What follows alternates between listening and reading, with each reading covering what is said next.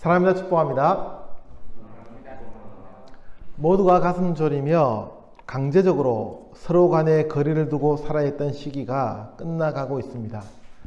내일부터는 실외에서 마스크를 쓰지 않아도 된다고 합니다.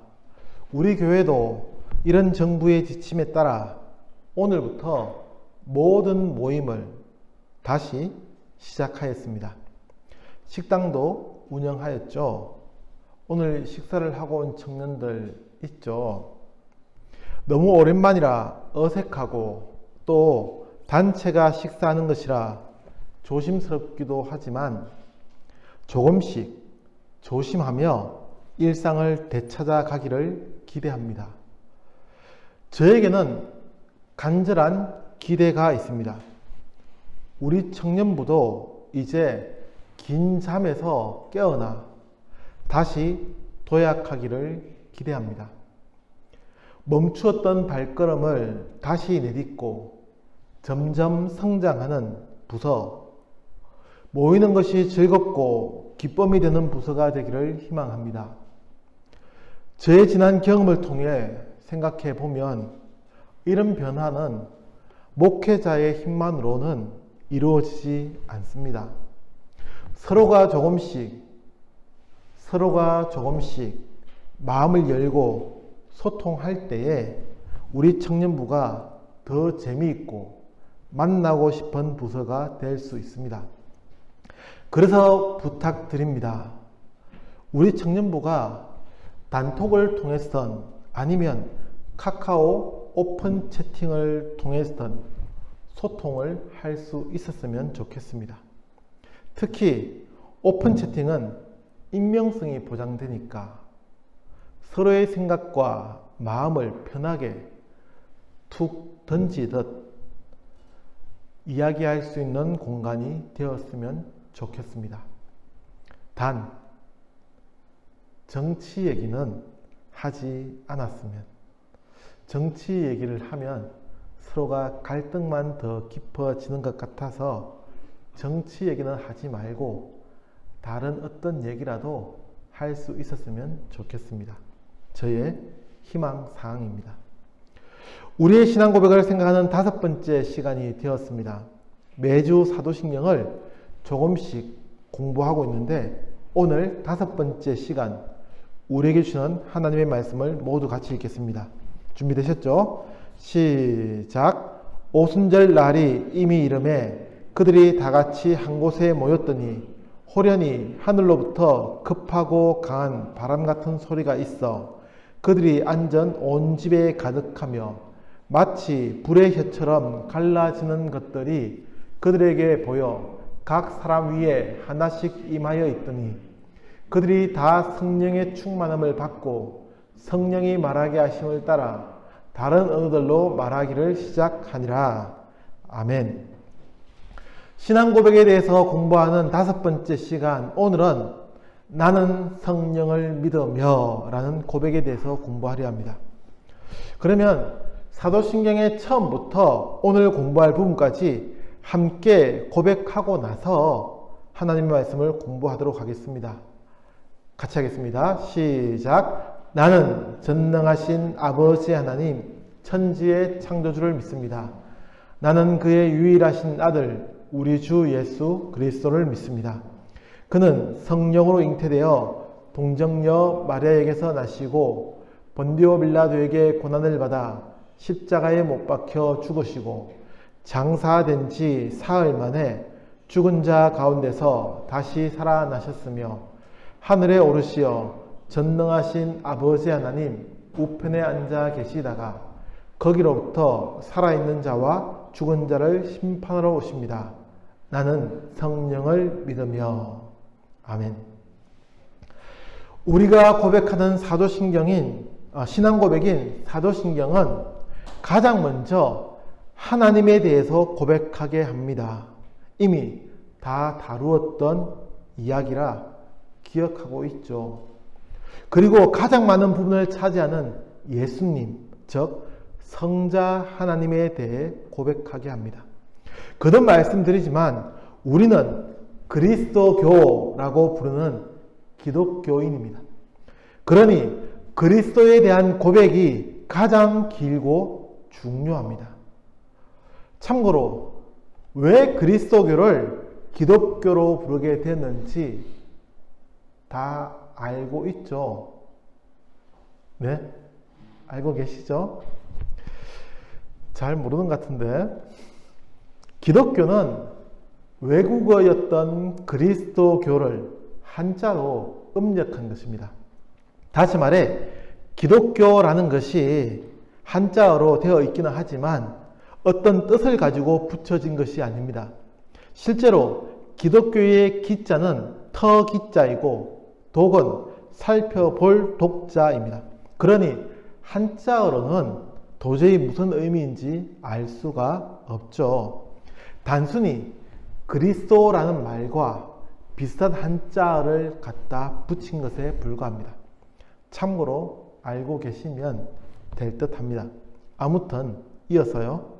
세 번째로 사도신경은 성령님에 대해 고백하게 하고 이후에는 기본적인 삶의 고백들을 몇 가지 담고 있습니다.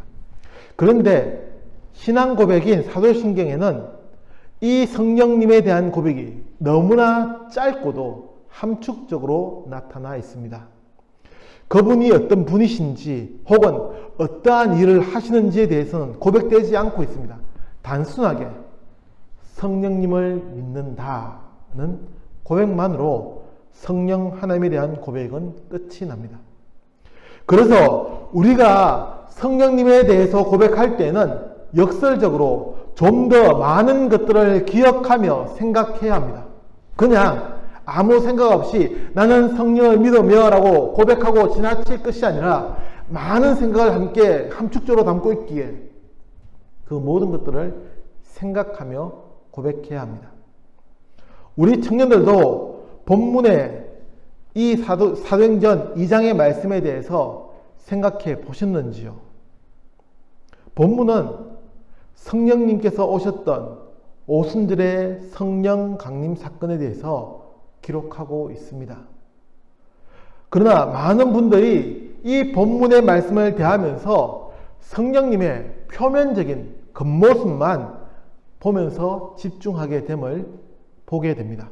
다시 말해서 우리는 성령님이 도대체 무엇 때문에 우리에게 오셨는지에 대해서는 관심을 기울이지 않은 채 성령님이 오셨을 때에 어떤 형상, 즉 급하고 강한 바람이 불었다거나 혹은 타오르는 불이 각 사람의 머리 위에 있다는 등의 이야기에 집중하는 것입니다. 그러나 그것도요, 다시 우리가 사도행전 2장의 말씀, 본문의 말씀을 천천히 읽어보면 전혀 다른 내용으로 기록되었음을 알게 됩니다. 그냥 바람이 불었다거나 불이 임하였다고 얘기하는 것이 아닙니다. 각설하고 함께 읽은 본문의 이 모든 말씀들은 성령님이 우리에게 오셨을 때의 상황을 설명해 주고 있는 것입니다. 그리고 성경의 다른 기록들을 통해서 성령님의 임재는 다양한 모습으로 나타남을 알게 됩니다. 그렇게 우리는 또다시 처음의 질문으로 돌아가서 생각해 보아야 합니다. 성령님께서 우리에게 오셔서 하시려는 일이 무엇일까요? 우리는 이 질문에 대한 답을 계속되는 사도행전 2장의 말씀에서 찾아볼 수가 있습니다. 다 같이 사도행전 2장 36절의 말씀을 찾아보겠습니다. 사도행전 2장 36절 말씀입니다. 한 장만 넘기면 됩니다. 시작. 그런즉 이스라엘 온 집은 확실히 알지니 너희가 십자가에 못 박은 이 예수를 하나님이 주와 그리스도가 되게 하셨느니라 하니라. 아멘. 성령님께서 우리에게 오셔서 하시는 가장 중요한 일은 바로 예수님에 대한 믿음의 고백입니다. 성령님은 우리를 믿음의 고백으로 인도해 주시는 분입니다. 베드로는 비록 마태복음 16장 16절에서 놀라운 믿음의 고백을 하였지만 이내 그는 예수님을 부인하며 떠나갔습니다. 자신에게 어떤 해가 가해질 것이 두려워서 작은 여종아이가 하는 그 질문에도 극도의 불안감을 느꼈습니다. 그러나 그런 베드로가 성령님을 만난 이후에는 완전히 달라졌습니다. 수천 명의 사람들이 모인 자리에서 예수님이 바로 그리스도이심을 담대하게 선포합니다. 더 이상 베드로는 사람들의 시선을 의식하지 않았습니다. 그는 성령의 능력으로 믿음의 길을 꿋꿋이 걸어갔습니다. 비록 십자가에 거꾸로 매달려 죽음을 맞이하게 될지라도 그는 더 이상 이 세상의 권력에 굴하지 않았습니다. 이것이 바로 성령님이 우리에게 오셔서 하시는 가장 중요한 일입니다. 그렇게 우리는 성령님을 믿는다고 고백할 때마다 우리를 믿음의 길로 인도하시는 성령님에 대해서 기억해야 합니다. 변하지 않는 믿음의 길을 걸어가게 하시는 분이 바로 성령님입니다. 어떠한 위험이 우리의 앞을 가로막아도 성령님을 만난 이는 결코 넘어지지도 포기하지도 않습니다. 그 언덕을, 때론 그 높은 담을 묵묵히 넘어갈 뿐입니다. 또한 우리는 성령님에 대해서 고백할 때마다 우리 가운데에서 역동적으로 역사하고 계시는 그분이 바로 성령님이라는 것을 잊지 않아야 합니다. 성령님은 우리의 인생을 이끄시는 분입니다. 그렇게 우리는 기도할 때마다 우리의 삶이 성령님의 인도를 따라 살아가고 있는지를 되돌아보아야 합니다. 우리는 성령의 능력 안에서 살아가는 사람들입니다. 더불어서 우리는 지혜의 영이신 성령님에 대해서도 잊지 않아야 합니다.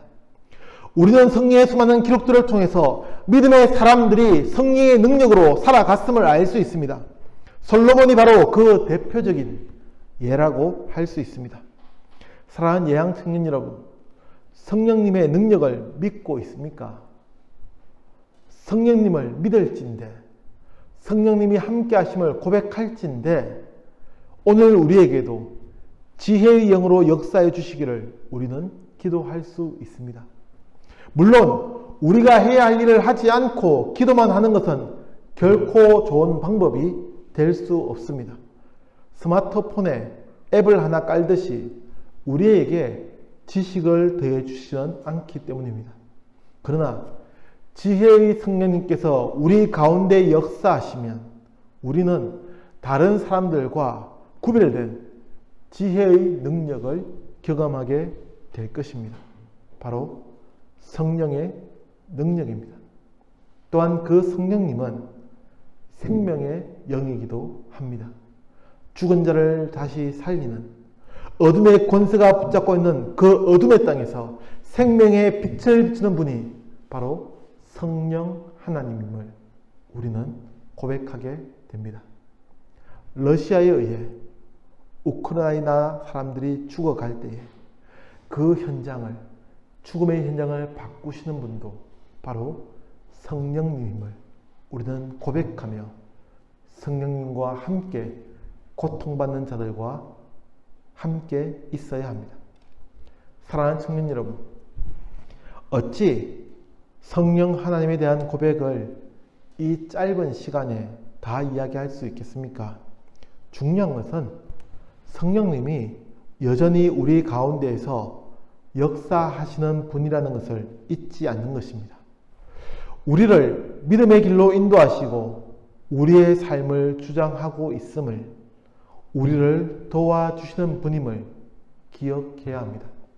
오늘도 하나님께 마음을 다해 예배하는 우리 예양 청년 여러분, 우리는 성령님을 믿는다고 함께 고백합니다. 기도하겠습니다.